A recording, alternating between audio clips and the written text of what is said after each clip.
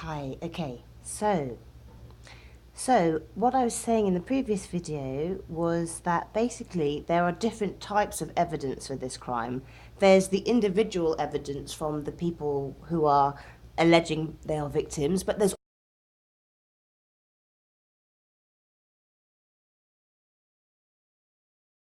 history and in other equally grievous crimes against humanity. Um, and you also that also has to be put together with evidence about the technology, and it comes back, at the very least we have patents going back to the 1950s for this technology. So all these parts of information have to be put together and computed at the same time, you see. um, Right. So another point I have had to discuss previously is how the decent law-abiding citizen can notice and spot deliberate and malicious action.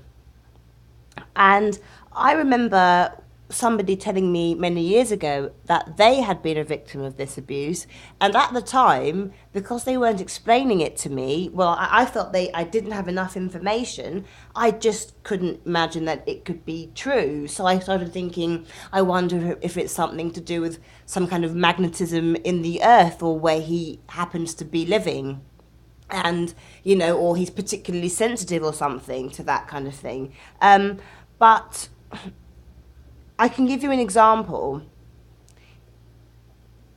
If you try to, for example, switch on your computer but it doesn't work, you may assume your computer is broken, but then you realize that the battery isn't plugged in.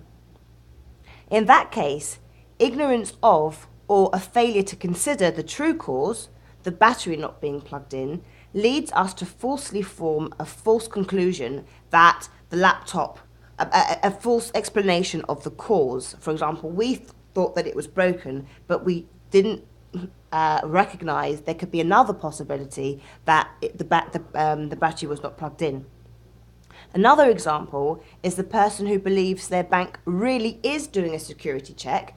They reason to themselves, well, it must be part of their ordinary procedure, or they must be trying to look out for my interests. And then they mistakenly give their details and their financial details to criminals by responding to the email. Here, an innocent explanation is in fact a possibility. It's possible that the bank was doing their ordinary security procedures.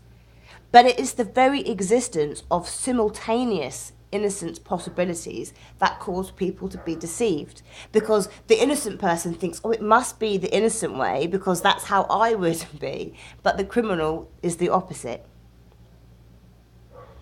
Another good example of the innocent mind versus the deviant mind is the prank.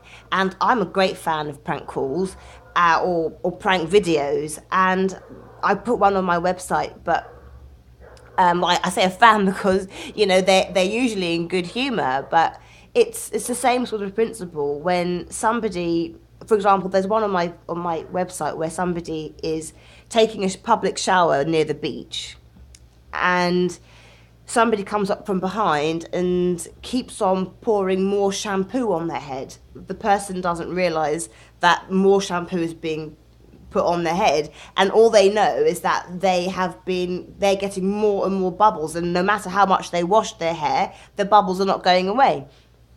And it takes this person a very long time, and they go on for this for a while, and they don't realize that somebody's doing it deliberately, and they think they absolutely they become so distressed that they end up running a mile from the shower. They fall over, they trip over the fence, they run up the hill, screaming because they don't know what's going on. It's deliberate, you see, and that's what happens in a prank. So, um, you know, some people have suggested that people who allege this crime are delusional. Um, and one of the main, for example, people say, well, I'm being persecuted, or, I'm being persecuted by the Secret Service, these agencies, that's what is happening to us. And, well, by the network of criminals. But just to say that we are being persecuted doesn't mean automatically that you have a delusion. Because, yes, in the psychology manual that has been developed by, they suggest that, one of the indications that you have a psychological illness is that you allege you're being persecuted. But we know, just like conspiracy, the word conspiracy, just saying you're persecuted doesn't automatically mean that you're delusional, because we know that persecution is the entire basis of the international asylum process. So we know that people are persecuted in certain circumstances, so it cannot automatically mean something else. It couldn't automatically mean that you have a mental illness. On the contrary, imagining that criminals and serious crime does not exist is woefully and also dangerously naive. Yeah. So my right. So and I've got a picture on my website of a woman, and it's, for example, an elderly woman in a care home who's being taken care of, and she tells the nurse, "Oh, I was being persecuted, and they put my family into gas chambers." Well, if someone just thought anybody who said persecution was crazy, you'd say, "Oh, she's got dementia, the poor darling, or the poor dear." But actually, she was a Holocaust survivor.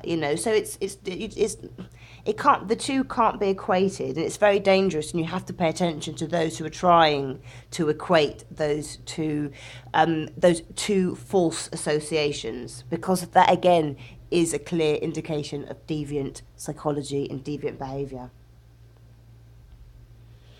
Okay. Now, another point to mention is that organised stalking, which I'm calling it at the moment, is virtually identical to the Zersetzung, which was I think, the procedures developed by the Stasi, which is the East German police, if I'm correct. But the methods and the procedures have all been meticulously documented by these groups. So again, it's important to bring people back to focusing on facts and documentary evidence before dismissing this out of hand is nonsense, because to dismiss something out of hand without researching the evidence is the nonsense. Right. I also wanted to point to the definition of delusion in the DSM-5 manual, and I'm sure I'd be very interested to see if there would be any sort of hasty re-evaluations or reclassifications of this definition. But at the moment, when I started writing this, the DSM-5 manual described schizophrenia spectrum and other psychotic disorders. They said, this is to them, quote, "Delusions are fixed beliefs that are not amenable to change in light of conflicting evidence. Delusions are deemed bizarre if they are clearly implausible and not understandable to same culture peers and do not derive from ordinary life experiences." Then they go on, "The distinction between a delusion and a strongly held idea is sometimes difficult to make and depends in part on the degree of conviction with which the belief is held, despite clear or reasonable contradictory evidence regarding its veracity." Okay, so, right, someone's shouting outside. Okay, so with that, I will then go on to describe. One second, I'll stop it there because someone's shouting outside. Hold on.